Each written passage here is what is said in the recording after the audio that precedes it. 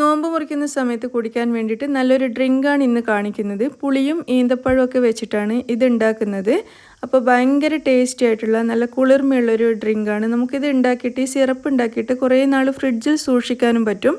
ആവശ്യത്തിന് സിറപ്പ് എടുത്തിട്ട് വെള്ളവും ഐസ് ക്യൂബ്സൊക്കെ മിക്സ് ചെയ്തിട്ട് കഴിക്കാം. നല്ല ടേസ്റ്റാണ്. അപ്പോൾ ഇതെങ്ങനെയാണ് ഉണ്ടാക്കുന്നത് നമുക്ക് നോക്കാം.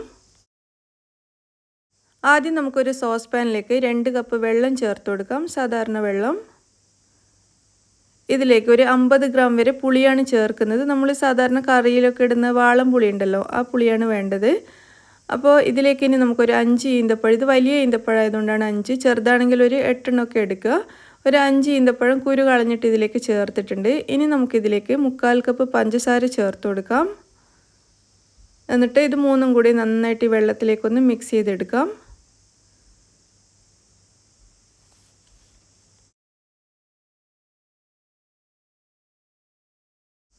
നന്നായിട്ട് മിക്സ് ചെയ്തിട്ടുണ്ട്. ഇനി ഇത് നമുക്ക് നന്നായിട്ട് തിളപ്പിച്ച് വറ്റിച്ചെടുക്കണം. നന്നായിട്ട് വറ്റി വരണം. അത്ര വരെ നമുക്കിത് അടുപ്പത്ത് വെച്ചിട്ട് നന്നായിട്ടൊന്ന് കുറുക്കിയെടുക്കാം. ഇതിവിടെ നന്നായിട്ട് തിളച്ച് വരാൻ തുടങ്ങിയിട്ടുണ്ട്. തിളച്ച് വരുന്ന സമയത്ത് നമുക്കിതിൻ്റെ ഫ്ലെയിം മീഡിയം ഫ്ലെയിമിലായി കൊടുക്കാം. തിളക്കുന്നത് വരെ ഹൈ ഫ്ലെയിമിലിട്ടാലും കുഴപ്പമില്ല. തിളച്ചതിന് ശേഷം മീഡിയം ഫ്ലെയിമിലിട്ടിട്ട് ഇത് നമുക്ക് നന്നായിട്ടൊന്ന് വറ്റിച്ചെടുക്കണം. ഇതിൽ ചേർത്തിരിക്കുന്ന ഈന്തപ്പഴവും പുളിയൊക്കെ നന്നായിട്ട് സോഫ്റ്റായി മാറണം. ഇപ്പോൾ ഇത് നന്നായിട്ട് വറ്റി വന്നിട്ടുണ്ട്. ഇതിൽ ചേർത്തിരിക്കുന്ന പുളിയും ഈന്തപ്പഴമൊക്കെ നന്നായിട്ട് വെന്തുടഞ്ഞ് വന്നിട്ടുണ്ട്. ഈ ഒരു പാകത്തിലാകുന്നത് വരെ നന്നായിട്ടൊന്ന് വേവിച്ചെടുക്കാം. അതിനുശേഷം ഇത് അടുപ്പത്തുനിന്ന് മാറ്റിയിട്ട് തണുത്തതിന് ശേഷം നമുക്കൊരു സ്ട്രെയിനറിലൂടെ നന്നായിട്ടൊന്ന് അരിച്ചെടുക്കാം.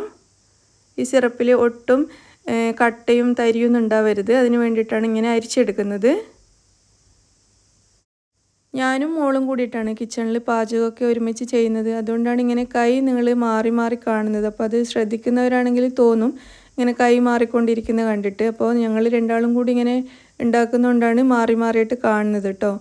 അപ്പോൾ ഇതിങ്ങനെ അരിച്ചെടുത്തിട്ടുണ്ട്. ഇതുപോലെ നമുക്ക് നല്ല തിക്കായിട്ടുള്ളൊരു സിറപ്പാണ് കിട്ടുക. നല്ല തിക്കായിട്ടാണ് ഇരിക്കുക. നന്നായിട്ട് അരിച്ചെടുത്തിട്ടുണ്ട്. ഇത് നമുക്ക് ഫ്രിഡ്ജിൽ 1 മാസം വരെയൊക്കെ സൂക്ഷിച്ച് വെക്കാൻ പറ്റും.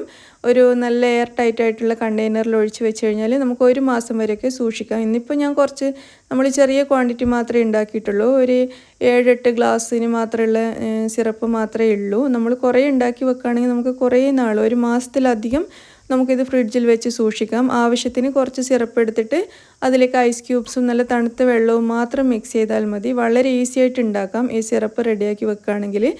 അതുമാത്രമല്ല നല്ല ടേസ്റ്റി ആയിട്ടുള്ള ഗസ്റ്റിനൊക്കെ കൊടുക്കാൻ പറ്റിയ ഒരു അടിപൊളി ഡ്രിങ്കാണ്. അപ്പോൾ ഈ സിറപ്പ് ഉണ്ടാക്കിയിട്ട് ഇതേപോലെ അടച്ച് വെച്ച് ഫ്രിഡ്ജിൽ സൂക്ഷിക്കുകയാണെങ്കിൽ നമുക്ക് വളരെ ഈസി ആയിട്ട് നല്ല സൂപ്പർ ഡ്രിങ്ക് തയ്യാറാക്കിയെടുക്കാം. അപ്പോൾ ഇത് ഞാനിങ്ങനെ അടച്ച് വെച്ചിട്ടുണ്ട്. അപ്പോൾ ഇത് വെച്ചിട്ട് ഞാൻ എങ്ങനെയാണ് ഡ്രിങ്ക് ഉണ്ടാക്കുന്നതെന്ന് നമുക്ക് നോക്കാം. ഇതിന് വേണ്ടിയിട്ട് ഇവിടെ ഒരു ബൗൾ എടുത്തിട്ട് അതിലേക്ക് നമ്മൾ ഉണ്ടാക്കി വെച്ച ഈ സിറപ്പിൽ നിന്നും ഒരു 1/4 ഭാഗത്തോളം ഈ ബൗളിലേക്ക് ഒഴിച്ചു കൊടുക്കാം. ഒരു 1/4 ഭാഗത്തോളം ഒഴിച്ചിട്ടുണ്ട്. അതിനുശേഷം നമുക്കിതിലേക്ക് നല്ല തണുപ്പിച്ചെടുത്ത വെള്ളം ഒരു 1.5 കപ്പ് വരെ ചേർത്ത് കൊടുക്കാം. നല്ല തണുത്ത വെള്ളം വേണം ചേർക്കാൻ വേണ്ടിയിട്ട്. എന്നിട്ട് ഈ സിറപ്പും ഈ വെള്ളവും കൂടി നന്നായിട്ട് ഇതുപോലെ ഒന്ന് മിക്സ് ചെയ്തെടുക്കാം. നന്നായിട്ടൊന്ന് മിക്സ് ചെയ്തെടുത്തിട്ടുണ്ട്. ഇനി നമുക്കിതിലേക്ക് ഒരു 2 ടേബിൾ സ്പൂൺ റോസ് വാട്ടറും കൂടി ചേർത്ത് കൊടുക്കാം.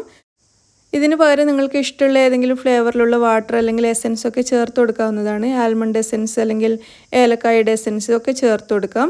ഇനി നമുക്കൊരു ജാർ എടുത്തിട്ട് അതിലേക്ക് കുറേ ഐസ് ക്യൂബ്സ് ചേർത്ത് കൊടുക്കാം. ഐസ് ക്യൂബ്സ് നല്ലോണം ചേർത്ത് കഴിഞ്ഞാൽ നല്ല ടേസ്റ്റ് ആയിരിക്കും. ഈ ജ്യൂസ് നല്ല തണുപ്പോട് കൂടി കഴിക്കാൻ വേണ്ടിയിട്ടാണ് നല്ല ടേസ്റ്റ് ഉണ്ടാവുക. ഇനി ഈ ജാറിലേക്ക് നമ്മളിപ്പോൾ ഉണ്ടാക്കി വെച്ച ഈ ജ്യൂസ് ചേർത്ത് കൊടുക്കാം. അതിനുശേഷം നമുക്കിതിൻ്റെ മധുരത്തിനനുസരിച്ച്, അതായത് നമ്മൾക്കിതിന് എത്രയാണോ മധുരം വേണ്ടത് അതിനനുസരിച്ചിട്ട് ഇതിലേക്ക് വെള്ളം ചേർത്ത് കൊടുത്ത് മിക്സ് ചെയ്ത് കൊടുക്കാം. നല്ല മധുരം വേണമെന്നുണ്ടെങ്കിൽ കുറച്ച് വെള്ളം ചേർത്താൽ മതി. ചെറിയ മധുരമാണെങ്കിൽ അതിനനുസരിച്ചുള്ള വെള്ളം ചേർത്ത് കൊടുക്കുക. എന്നിട്ട് ഇതുപോലെ ഒന്ന് ഷെയ്ക്ക് ചെയ്തെടുക്കാം.